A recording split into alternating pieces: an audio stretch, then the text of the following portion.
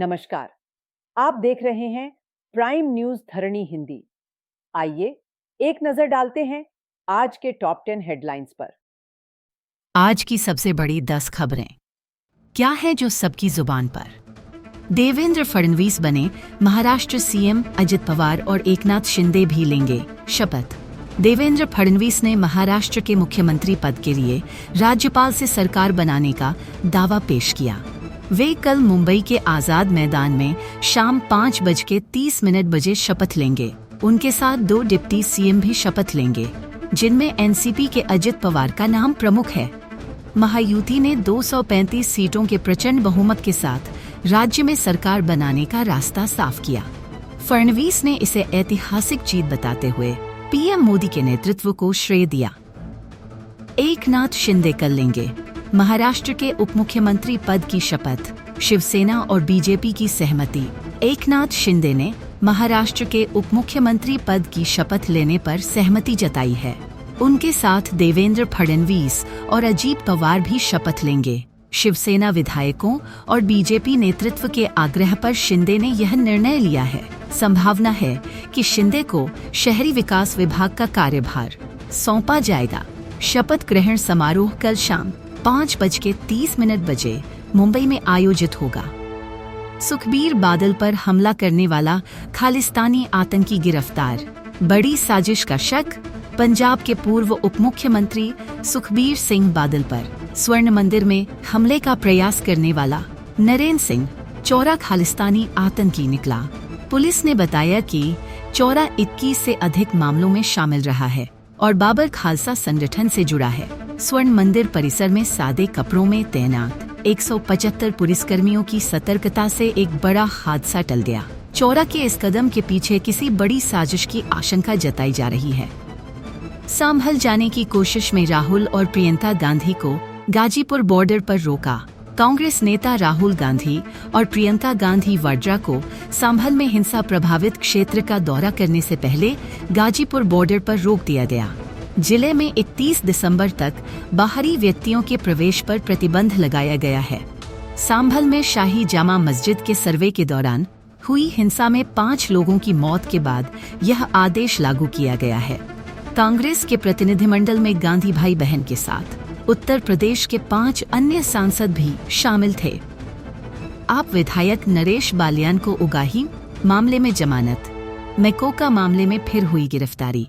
आम आदमी पार्टी के विधायक नरेश बालियान को उगाही मामले में जमानत मिलने के तुरंत बाद दिल्ली पुलिस ने उन्हें मेकोका के तहत दर्ज एक अन्य मामले में गिरफ्तार कर लिया। बालियान पर गैंगस्टर कपिल सांगवान के साथ संबंध रखने और उगाही में शामिल होने का आरोप है। बीजेपी ने एक ऑडियो क्लिप जारी कर मामले को उजागर किया था, जिसमें बालियान की कथित बातचीत सामने आई थी। अदालत में पुलिस ने बताया कि बालियान को उगाही मामले में पूछताछ के दौरान ही मेको केस में गिरफ्तार किया गया। बैंकों ने बनाए रिकॉर्ड मुनाफे, पेशेवर तरीके से हो रहा संचालन। निर्मला सीतारमण। वित्त मंत्री निर्मला सीतारमण ने सार्वजनिक क्षेत्र के बैंकों को सुरक्षित, स्थिर और स्वस्थ बताते हुए उनके हाल के वर्षों के प्रदर्शन की सराहना की।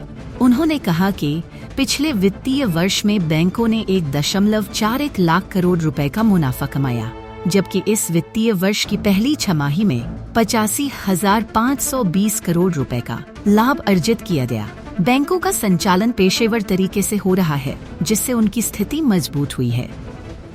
लोकसभा में बैंकिंग कानून संशोधन विधेयक पारित। ग्राहकों की सुविधाओं और शासन में सुधार का दावा लोकसभा ने वित्त मंत्री निर्मला सीतारमण द्वारा पेश किया गया बैंकिंग कानून संशोधन विधेयक 2024 पारित कर दिया। यह विधेयक नामांकन सुविधाओं को बढ़ाने और बैंकों के संचालन में सुधार करने के लिए लाया गया है। इसमें खाता धारकों को 4 नामांकित व्यक्तियों को जोड़ने और सहकारी बैंकों के निदेशकों के कार्यकाल को बढ़ाने जैसे प्रावधान शामिल हैं। विपक्ष ने विधेयक पर बहस के दौरान महंगाई, चीन से बढ़ते आयात और बैंकिंग सेवाओं की फीस जैसे मुद्दों पर सरकार की आलोचना की।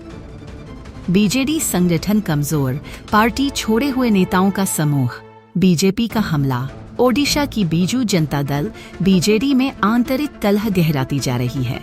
वरिष्ठ नेता बद्री नारायण पात्र ने चुनावी हार का कारण आयातित नेताओं को बताया, जिससे पार्टी में असंतोष बढ़ा है। कलाहांडी जिले में नेतृत्व को लेकर विवाद और गहरा हो गया है। बीजेपी ने बीजेडी को छोड़े हुए नेताओं की पार्टी करार दिया, जबकि कांग्रेस ने इसे संगठनात्मक कमजोरी बताया। बीजेडी प्रमुख नवीन पटनायक ने सक्रियता दिखाई है, लेकिन पार्टी में आंतरिक मतभेदों की अटकलें तेज हैं। गंजाम और ढेंकानल में जल्द खुलेगा आयुष अस्पताल। ओडिशा सीएम। ओडिशा के मुख्यमंत्री मोहन चरण मांझी ने पुरी के गोपबंधु आयुर्वेद महाविद्यालय में गंजाम और ढेंकानल जिलों में आयुष अस्पताल खोलने की घोषणा की। उन्होंने प्रधानमंत्री नरेंद्र मोदी का आभार व्यक्त किया, जिन्होंने 2014 में आयुष मंत्रालय का गठन कर आयुर्वेद को नया दिशा दी। सीएम ने आयुर्वेद के महत्व को बढ़ावा देने के लिए हाल के वर्षों में किए गए प्रयासों की सराहना की। वहीं राष्ट्रपति द्रौपदी मुर्मू ने आयुर्वेद में अनुसंधान की आवश्यकता पर जोर दिया। दक्षिण कोरिया के राष्ट्रपति पर महाभियोग का खतरा, मार्शल लॉ और विरोधी दलों पर गंभीर आरोप। दक्षिण कोरिया के राष्ट्रपति यून सुक येओल पर विपक्षी दलों ने महाभियोग प्रस्ताव पेश किया है। पहली बार स्वतंत्रता के बाद और 50 वर्षों में पहली बार देश में मार्शल लागू किया गया है, जिसमें सेना को नियंत्रण दिया गया है और विरोध प्रदर्शन व राजनीतिक गतिविधियों पर प्रतिबंध लगाया गया है। राष्ट्रपति ने इसे राज्य विरोधी ताकतों को कुचलने का कदम बताया है और विपक्ष पर उत्तर कोरिया समर्थक होने का आरोप लगाया है। अमेरिका चिंतित। बांग्लादेश में हिंदुओं पर हमले। बांग्लादेश में हिंदू अल्पसंख्यकों पर हमले बढ़ने के साथ अमेरिका ने बांग्लादेश सरकार से धार्मिक स्वतंत्रता और मानवाधिकार का सम्मान करने की अपील की है। अमेरिका के विदेश मंत्रालय के उप प्रवक्ता वेदांत पटेल ने कहा कि गिरफ्तार व्यक्तियों को मानवाधिकार के तहत उचित कानून और चिकित्सा सहायता मिलनी चाहिए। ब्रैड शर्मन ने भी टिप्पणी की है कि बांग्लादेश सरकार को इन हमलों की जिम्मेदारी उठानी चाहिए। तो ये थीं आज की सुर्खियां। अगर आपको हमारी खबरें महत्वपूर्ण और जानकारीपूर्ण लगें तो लाइक और शेयर करना न भूलें। और हाँ, अगर आपने अभी तक हमारे चैनल प्राइम न्यूज़ धरणी हिंदी को सब्सक्राइब नहीं किया तो जल्दी से सब्सक्राइब कर लें और घंटी का आइकन दबाएं ताकि आप कोई भी ताजा तरीन खबर मिस न करें।